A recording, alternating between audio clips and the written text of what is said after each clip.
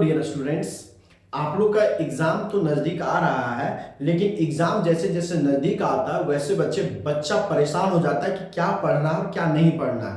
तो इसीलिए मैंने एक सीरीज स्टार्ट किया है कि हर चैप्टर का इंपॉर्टेंट क्वेश्चन मतलब यही क्वेश्चन आपका एग्जाम में आएगा, और अगर नहीं आया तो इसी से रिलेटेड कोई भी क्वेश्चन आएगा।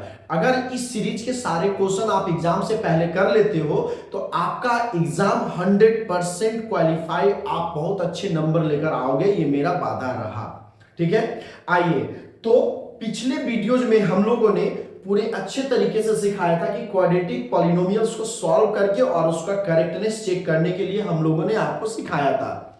आज उसी करेक्टनेस चेकिंग करने वाले डिफरेंट टाइप का जो क्वेश्चन है उसको हम लोग सॉल्व करेंगे।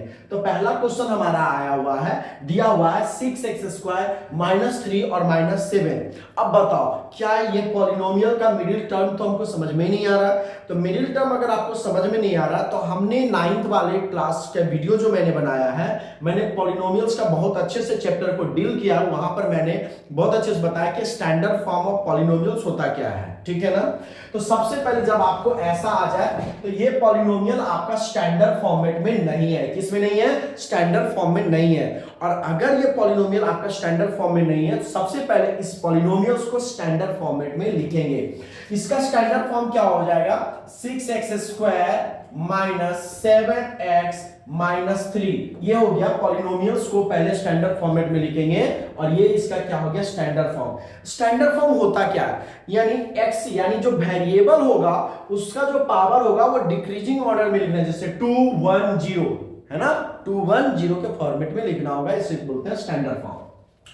अब आपको पता होगा पीछे वाला क्वेश्चन, जब भी आप मिडिल स्प्लिट में अगर x² का कोएफिशिएंट होता है और लास्ट वाले होता है तो सबसे पहले हम लोग इसको मल्टीप्लाई करते हैं। मल्टीप्लाई करेंगे तो कितना जाएगा? 6 तिया 18, और क्या हो जाएगा? x²। कितना हो जाएगा बच्चे? 6 तिया 18 x²।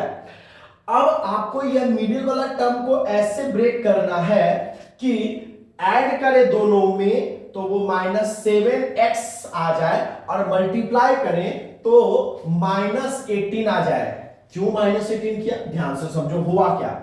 पहला वाला टर्म क्या था? 6x² इंटू कितना करना था? -3 से करना था। इसको मल्टीप्लाई करेंगे तो -18x² हो जाएगा। क्या हो जाएगा बच्चों? -18x²। क्या हो जाएगा बच्चों? -18x²। तो यहां पर भी आ गया। अब आपको यहां पर जो ब्रेक करना है -7x को ऐसे दो नंबर में ब्रेक करना है कि अगर वो दोनों को हम ऐड करें तो -7x आ जाए, और मल्टीप्लाई करें तो -18x² आ जाए। तो देखो इसमें लिखेंगे -9x और यहां पर लिखेंगे +2x। -9x + 2x दे देगा -7x, और अगर -9x × 2x करते हैं तो ये हो जाएगा -18x²। क्या हो जाएगा? -18x²। कॉन्सेप्ट क्लियर हो गया बच्चों? आइए अब इसके आगे हम लोग क्या करते हैं, इसे सॉल्व करते हैं। ठीक है ना, इसे सॉल्व करते हैं। इंप्लाई दैट का साइन लेंगे, एग्जाम में लिखेंगे। अच्छा, अब आपको स्टेटमेंट लिखना मैंने सिखा दिया था, ठीक है ना। तो लिखेंगे, यहां पर लिखेंगे फॉर फाइंडिंग द जीरोज। इस इक्वेशन को क्या करेंगे? जीरो से इक्वेट करवा देंगे। 6x² -7x -3 = 0 लिखना बहुत जरूरी है, क्योंकि हम इसका जीरो निकालने जा रहे हैं। ठीक है ना। इंप्लाई दैट का साइन देंगे, -6x² को लिखेंगे -9x + 2x -3 = 0। इसमें और इसमें कॉमन लेंगे, इसमें और इसमें कॉमन लेंगे तो यहां से क्या कॉमन आ जाएगा बच्चों? 3 कॉमन आ जाएगा। तो यहां पर क्या 3x कॉमन आ जाएगा, तो यहां पर बचेगा 2x -3 बचेगा, और यहां पर कुछ नहीं कॉमन लेने के लिए तो क्या ले लेंगे कॉमन? 1। जब भी आपको यह दोनों डिजिट में कुछ भी कॉमन लेने के लिए ना हो तो आप वहां पर 1 कॉमन ले सकते हैं। क्यों? क्योंकि दुनिया का कोई भी नंबर हो उसमें 1 कॉमन होता ही होता है। जैसे 2 अगर हम लिखते हैं तो 1 × 2 भी लिख सकते हैं। अगर हम लोग 3 लिख सकते हैं तो 1 × 3 लिख सकते हैं। तो ये दोनों में कॉमन क्या हो गया? 1। इसीलिए हम लोग को पता होना चाहिए कि 1 कॉमन क्यों लेते हैं। अब हम लोग यहाँ पर 1 कॉमन ले लिए तो ये एज इट इज हो जाएगा 2x minus 3 is equal to कितना हो जाएगा 0। अब देखिए बच्चों 2x माइनस 3 यहां, अब ये दोनों में कॉमन ले लिए तो यहां पर दोनों में क्या मिला, यहां भी 2x माइनस 3 है, यहां भी 2x माइनस 3 है, तो दोनों से कॉमन निकल गया 2x माइनस 3 और क्या बच गया 3x plus 1 that is equal to 0। अब आपको पता होगा कि इसका दो बच्चों का जन्म हो चुका है, यानी यहां से अगर हम लोग लिखना चाहेंगे तो हम लोग लिखेंगे 2x minus 3 is equal to 0, 2x is equal to 3, x is equal to कितना हो जाएगा 3/2, यानी एक यानी अल्फा का वैल्यू आ गया 3/2। दूसरा निकालेंगे बीटा, यानी दूसरा क्या नहीं मिला हुआ है हमें, दूसरा हमें क्या मिला हुआ है 3x plus 1 that is equal to 0, तो यहां पर हो जाएगा 3x is equal to minus 1 और x का वैल्यू कितना हो जाएगा -1/3, x का वैल्यू कितना हो जाएगा -1/3। अब तुम देखो ये हो गया मेरा, इसका नाम दे देंगे अल्फा, यानी अल्फा का वैल्यू 3/2 पहला बेटा, बीटा का जो वैल्यू हो जाएगा वो कितना हो जाएगा -1/3। अब इसके आगे आपको सारी बातें बताया जा चुका है इसके पहले वाले वीडियो में, ठीक है ना, अब वहां से देख लीजिएगा, आगे कर लेंगे, यानी checking the correctness of the zeros and its coefficient. यानी पहला अगर बात करते हैं sum of the zeros of the polynomials, sum of the zeros alpha plus beta, formula कितना होता है -b/a होता है ना।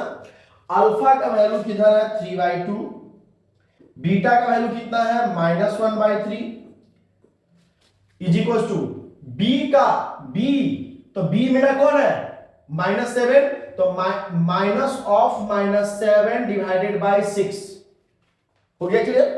अब बताओ अगर यहां से एलसीएम ले लेंगे तो एलसीएम कितना हो जाएगा 6, 2 3 जा 6, 3 3 जा कितना हो जाएगा 9 प्लस 3 2 जा 6 -2 इज इक्वल टू ये माइनस माइनस क्या हो जाएगा मल्टीप्लाई के प्लस 7/6, ये प्लस माइनस कितना हो जाएगा -9 -2 6 that is equal to 7/6 is equal to 7/6। यानी हम लोगों ने करेक्टनेस इसका चेक किया तो मेरा करेक्टनेस 7/6 एलएचएस भी आ गया और 7/6 आरएचएस भी आ गया, यानी हमने इसका करेक्टनेस को चेक कर लिया बच्चों, ठीक है ना। तो ये एक क्वेश्चन सीखा कि अगर कोएफिशिएंट आपको सही से ना दिखे तो आप क्या करोगे, और इसके बाद जस्ट इसके बाद हम लोग दूसरा क्वेश्चन देखने वाले हैं, फिर आप चेक कर लेना अल्फा इंटू बीटा का भी आप चेक कर लेना बच्चों, और मेरे को कमेंट जरूर करना कि वो आया कि नहीं आया, ठीक है ना। इसके बाद इसी के दूसरे वीडियो में हम इंपॉर्टेंट क्वेश्चन लेकर आ रहे हैं, मतलब अभी आप देखेंगे, अब दूसरा क्वेश्चन देखेंगे कि दूसरा क्वेश्चन इसमें है क्या। अब देखिए ये क्वेश्चन क्लियर हो गया। अब दूसरा क्वेश्चन की अगर हम बात करेंगे तो इसमें देखिए क्वेश्चन क्या है। अब है मेरे को बस इतना सिखाना है कि आप इस क्वेश्चन को कैसे सॉल्व करोगे बच्चों, मेरे को बस इतना सिखाना है कि इस क्वेश्चन को कैसे सॉल्व करोगे, क्योंकि अब आपको अगर ये क्वेश्चन दे दिया जाएगा तो बहुत सारे बच्चों से ये क्वेश्चन नहीं बनता है। आप लोग कमेंट जरूर कीजिए किससे कौन से बच्चे क्वेश्चन को बना पा रहे थे, किस बच्चों से नहीं बन पा रहा था, ठीक है। चलिए यहां पर देखो, अगर हम कंपेयर करते हैं, यहां पर अगर हम कंपेयर करते हैं किसके साथ, इसका स्टैंडर्ड फॉर्म के साथ, तो देखेंगे कि c वाला जो कोएफिशिएंट है यहां पर ये 0 है, c वाला जो टर्म है वो हमारा क्या है 0। यानी जब आपको फर्स्ट टर्म दिया रहेगा, इसका कंपैरिजन करते हैं ax² plus bx plus c से, तो ये वाला टर्म क्या हो गया 0, यानी c वाला टर्म जब आपको नहीं दिया हो रहेगा तो आपको चिंता करने की कोई बात नहीं है, यही क्वेश्चन सबसे आसान और इजी में बनेगा। सिंपल सा स्टेटमेंट तो वही लिखना, फॉर फाइंडिंग द जीरोज आप क्या करोगे 4u² प्लस 8u, आप यहां से क्या कर लेना 4 कॉमन ले लेना, 4u सॉरी कॉमन क्या जाएगा 4u, 4u² प्लस 8u, आप यहां से क्या करोगे 4u कॉमन लेना, क्या बचेगा u plus 2 that is equal to 0, क्योंकि for finding the zero statement में बच्चों इसमें हटा दिया हूं, इसलिए मैंने स्टेटमेंट हटा दिया आपके लिए, क्योंकि वो मैं बता चुका हूं, आप उसी फॉर्म मोड करें। अब आप सिर्फ क्वेश्चन बताएंगे तो हमारा एग्जाम में ज्यादा आपको समय बर्बाद नहीं होगा और आप यूज कर पाओगे। 4u इक्वल टू 0 हो गया। अब बताओ यहां से क्या हो जाएगा, 4u इज इक्वल टू भी 0 हो जाएगा और u प्लस 2 भी इज इक्वल टू कितना हो जाएगा, 0 हो जाएगा।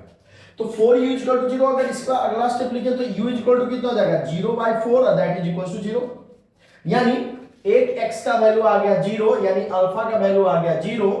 यहां पर अगर u इज इक्वल टू लिखेंगे तो हो जाएगा -2, यानी यहां पर एक x का वैल्यू आ गया -2, तो बीटा का वैल्यू कितना हो जाएगा यहां पर -2। अब चेकिंग द करेक्टनेस, कि करेक्टनेस आप इसका कैसे चेक करोगे, तो ही alpha plus beta is equal to कितना, -b/a। बताओ अल्फा का वैल्यू मेरे अकॉर्डिंग कितना आया 0, बीटा का वैल्यू कितना आ गया -2, तो प्लस -2 यहां पर दे देंगे। अब बताओ बीटा का वैल्यू कितना है, तो बी का वैल्यू 8 है, लेकिन यहां पर माइनस आएगा तो कितना हो जाएगा -8 डिवाइडेड बाय कितना हो जाएगा बच्चों 4, तो प्लस माइनस -2, यहां से काटेंगे तो हो जाएगा -2, यानी चेकिंग द करेक्टनेस में भी चेक करते तो मेरा सही हो जा रहा है, ठीक है ना। अब बच्चों अल्फा इंटू बीटा करोगे, अल्फा इंटू बीटा तो क्या होता है c/a, अल्फा इंटू बीटा क्या होता है c/a, है ना। तो अल्फा का वैल्यू कितना है 0, बीटा का वैल्यू कितना है -2 और c का वैल्यू कितना बच्चों 0, a का वैल्यू कितना बच्चों 4। तो बताओ यहां पर ये भी 0 और ये भी लड्डू, यानी ये भी लड्डू और ये दोनों लड्डू हो गया। यानी हम लोगों ने इस क्वेश्चन का भी चेक कर लिया, लेकिन जब आपको एग्जाम में आता है तो आप उस फॉर्मेट को जरूर यूज करना, ठीक है बच्चों। चलिए एक और क्वेश्चन आप इसमें सॉल्व करोगे और आपको भी पता होगा कि ये क्वेश्चन बनेगा कि नहीं बनेगा, ठीक है ना। चलिए आइए एक और क्वेश्चन, आप देखिए ये भी ज्यादातर बच्चे गलती करते हैं, है ना मजेदार क्वेश्चन बच्चों। चलिए ये क्वेश्चन को भी समझते हैं कि इस क्वेश्चन को हम लोग बनाएंगे कैसे, इसको समझते हैं। अब यहां पे क्या किया सोचो, इसके पहले वाला क्वेश्चन में सी को गायब कर दिया था और इस क्वेश्चन में बी को गायब कर दिया। देखो यहां पर ax² plus bx plus c होता, तो c का तो वैल्यू दिया हुआ, अब यहां पर b को ही गायब कर दिया, b तो है ही नहीं, क्योंकि x का मल्टीपल क्या होता है b, x² का मल्टीपल क्या होता है a। अब b को यहां पे गायब कर दिया, किसको गायब कर दिया, b को गायब कर दिया। अब बताओ b को गायब कर दिया तो इसको क्या सॉल्व करेंगे, तो ये और आसान, ये क्या हो जाएगा बच्चों, ये और आसान कैसे। अब देखो हम लोग सिंपल सा लॉजिक लेंगे और यहां पर b को गायब कर दिया, लिखेंगे क्या, सो ध्यान से देखना, लिखेंगे क्या फॉर, पहले तो लिखेंगे फॉर फाइंडिंग द जीरोज। तो फाइंडिंग द जीरोज जब हम करते t² - 15 लिख दिया इज इक्वल टू 0 हो गया ना, बोलो इज इक्वल टू 0 हो गया ना। अब बताओ क्या अगर 15 को हम लोग लिख दे √15 इंटू √15, तो कोई दिक्कत, क्योंकि ये दोनों मल्टीप्लाई हो गए तो मेरे को यही देगा, आपको भी पता है। अगर मान लो कि आप इसके आगे एक बार बढ़ के अगर √15 का स्क्वायर कर दे तो भी कोई दिक्कत क्या, अगर दो बार मल्टीप्लाई हो रहा है तो स्क्वायर भी हम लोग क्या कर सकते हैं, कर सकते हैं। आइए यानी हम लोग इसी को स्टेट में लिखेंगे t² 15 का whole square that is equal to 0। और आपको पता होगा a² माइनस b² का फॉर्मूला कितना होता है, a plus b into a minus b, क्या होता है a plus b into a minus b, ठीक है। अब a² प्लस मेन b हो गया।